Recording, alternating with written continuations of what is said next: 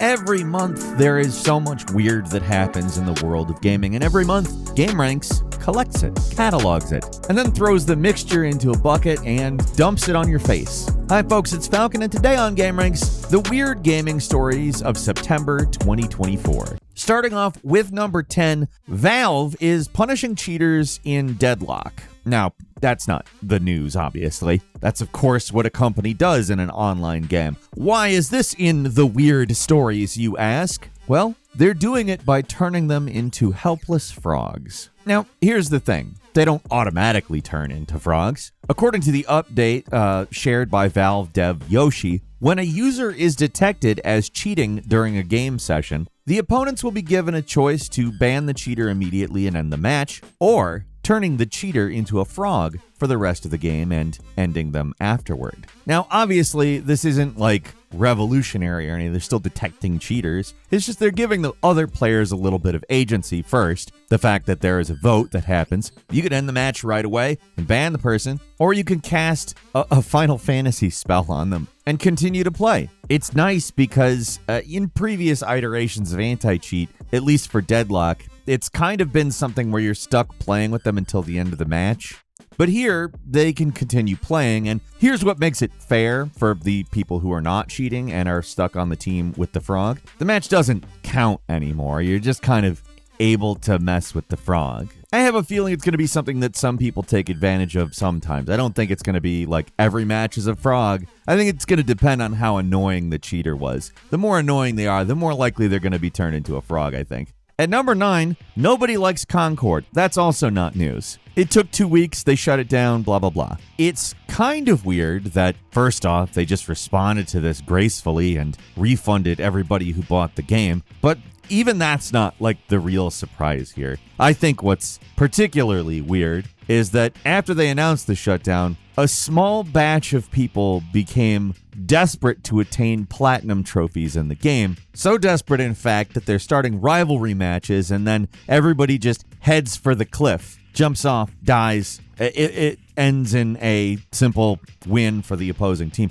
Doesn't really matter, though, because the rivalry matches produce more XP for both the winner and the loser than any other mode. So essentially, people are starting these matches, and then everybody's racing to make the other team win or lose. I don't know. Everybody just jumps off the cliff, and then everybody gets experience points. I mean, if this was a thing where Concord existed in the long term, it would certainly not help the statistics of your players, but these are people looking for platinum trophies in a game that shut down. I don't know how many people actually got them, but I do know that Concord is dead.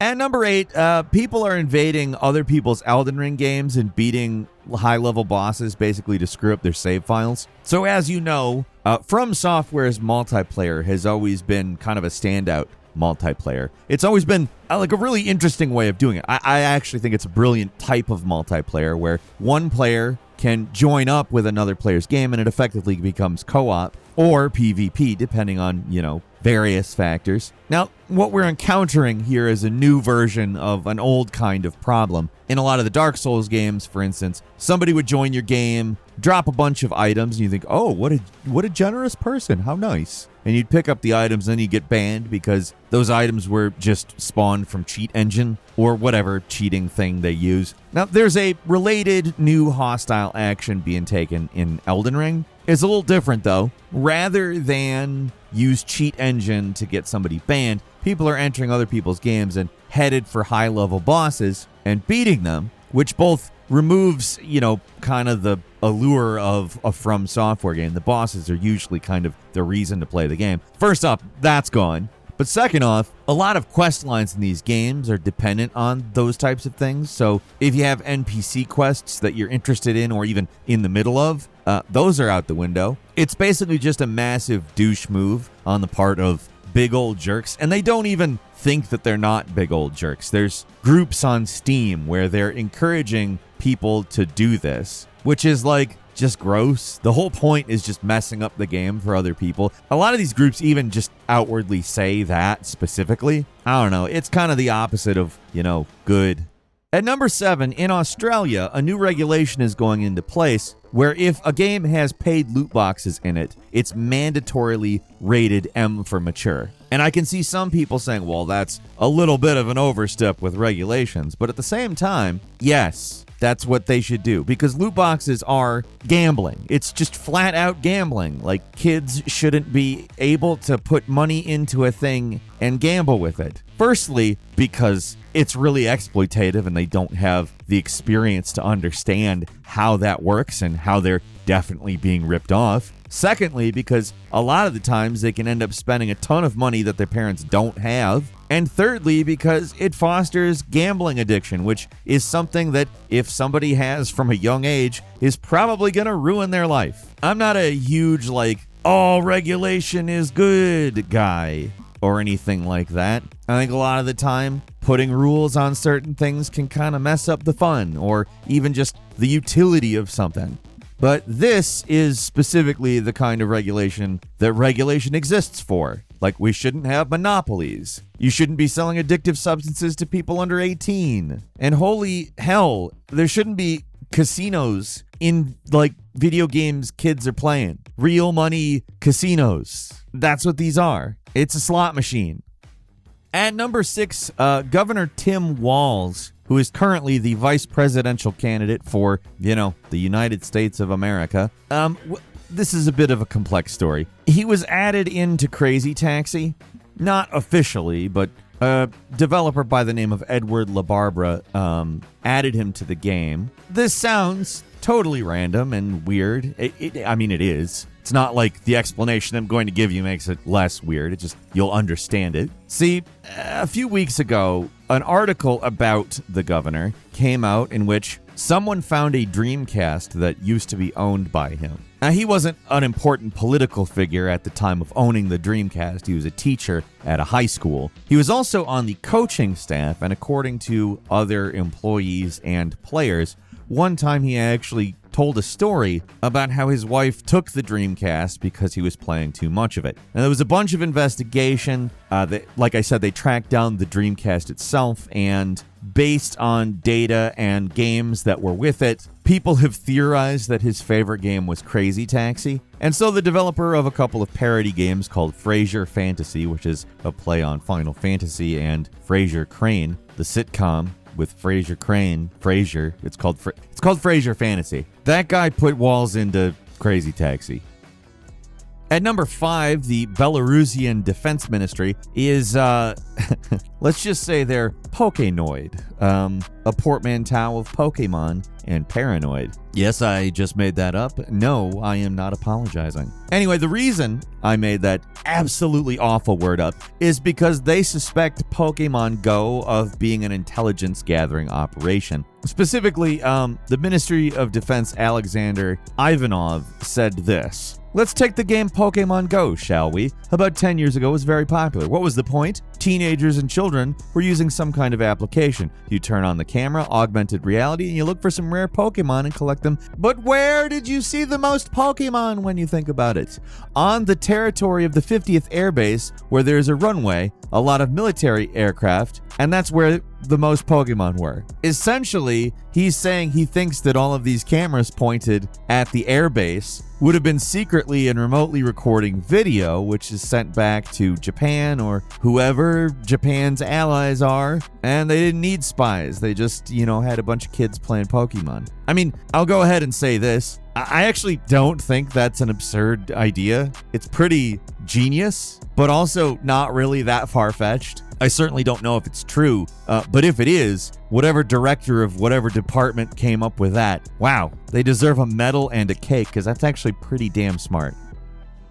At number 4, the Skyrim grandma is sick of making videos, and fair, honestly fair. If you're unaware, the Skyrim grandma is an 88-year-old lady by the name of Shirley Curry, which is a great name, who makes Skyrim videos. And she's done it for 9 years. We've talked about her before. She's a cool person. And so Shirley went ahead and said that she's done with gaming videos. She said, I'm just doing this for fun, and it's not fun anymore. I'm tired of it. I'm bored to death with it. So I'm making the decision now, totally, finally. I'm not going to be making any more game videos. She does say she's going to continue to make vlogs every so often, but you know, I get it. Like, everybody experiences some form of a burnout when they're making YouTube videos.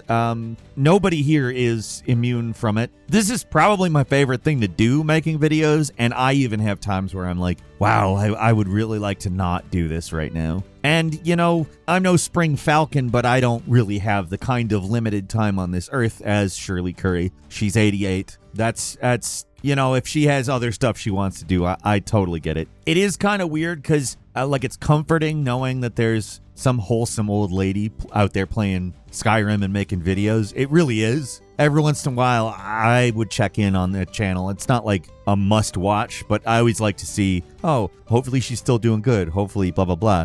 But, you know, you got to do what you got to do. And I really hope she can enjoy herself and just, you know, do what she wants to do. It'll be weird not having the gaming grandma on YouTube, but obviously we wish her the best. At number 3, look who comes crawling back. It's Ubisoft. Oh, it's Ubisoft. What exactly do I mean? Well, they had been exclusively releasing games on Epic Games Store, ostensibly because Epic takes a much smaller cut than Valve does with Steam. The Division 2 was released as an exclusive, and it did pretty well on Epic, but I'm guessing that didn't continue. Because although they kept releasing the new games exclusively on Epic, a couple years ago, not the new titles, but like a couple-year-old games started showing back up on Steam, and they just announced that Assassin's Creed Shadows is going to come out on Steam. That, to me, is a pretty big course correction. I'm sure their sales were lower, but maybe that percentage in the margin of profit made up for it. I don't know. But I'm guessing eventually that stopped. Part of the reason that Steam is such a good platform is the easy accessibility. Everything's there, and when you exclusively release something somewhere else, it doesn't matter how incredible it is or how well liked it is. Like Alan Wake 2, for instance, it's a game that people love, but it released on Epic Games, and it's funded by Epic to some extent, so I assume it's going to stay there, and it's probably never going to see the sales that it would have gotten if it came out on Steam. Ubisoft isn't tied to Epic in a funding way, so I think they probably thought better of the situation after, you know, the last few of their games have, not been so well received. And there's a lot of reasons for that isn't just Valve versus Epic. But certainly, to some extent, when you're putting your games out exclusively somewhere that isn't where everybody gets their games, you are an outsider. Obviously, there's a lot of other stuff that Ubisoft has to change to get in the good graces of gamers. And if I'm completely honest, the games that they're putting out are not anywhere nearly as bad as a lot of people are saying they are. Star Wars Outlaws is far from a masterpiece, but it's really not bad. In a lot of ways, it's actually very good. Not, you know, all of the ways you would want it to be, but I think it's gotten a bit of a harsh reception due to the fact that the protagonist looks a little weird. But people like what they like and they dislike what they dislike. You can't argue with material results. And so they come crawling back. I do hope they make some changes beyond that. Like I said, I think that maybe the reaction to Star Wars Outlaws is a little harsh, but I don't exactly think that it's a must-play either. I don't know. Hopefully it's the beginning of a turnaround, because honestly, I would like Assassin's Creed Shadows to be great and for them to do well with it. But again, it does depend on what they do beyond just what platform they're selling on. I think making their games more easily accessible is definitely a step in the right direction. It means they're actually thinking about what people want. So it could be good. We'll see. It's always a little weird to think, oh yeah, Ubisoft is doing the right thing, though. Moving on to number 2, Age of Mythology Retold, which is a pretty damn well-received remake of Age of Mythology. I mean, look at the reviews on Steam. They're very positive. Excellent, even. But there was also a DLC, a $6 DLC, called the Legacy Deity Portrait Pack. Now, what this is, it's exactly what it sounds like. If you like the original artwork from the game, this is that. You can put it into the game, and as many have pointed out, it's $6 for a package of 22-year-old JPEGs. JPEGs from 2002.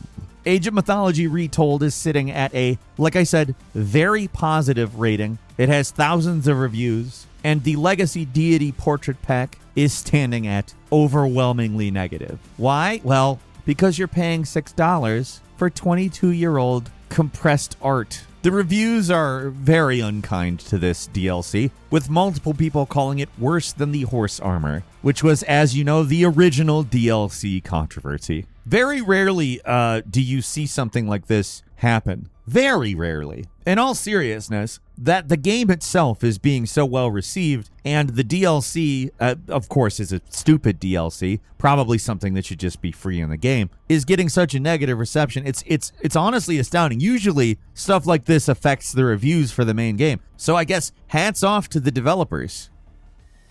And finally, at number 1, it looks like Nintendo is suing the Palworld developers, not because they stole their art or anything, but according to an IP attorney, the most likely reason is a patent that Nintendo has for, that's right, catching Pokemon. But I am going to go ahead and say that I think that's very stupid, because I'm sorry, but Palworld is far from the only game that also does that, and it does it in a manner that, like, pretty much all of the other Pokemon clones do it. Now, apparently Nintendo has a really sweeping patent on this, though, and they amended it prior to taking legal action, which means they changed the wording of it in order to take legal action, which is apparently a normal practice, but just sounds scummy to me. I am not going to pretend that I understand this entirely. I'm not a lawyer.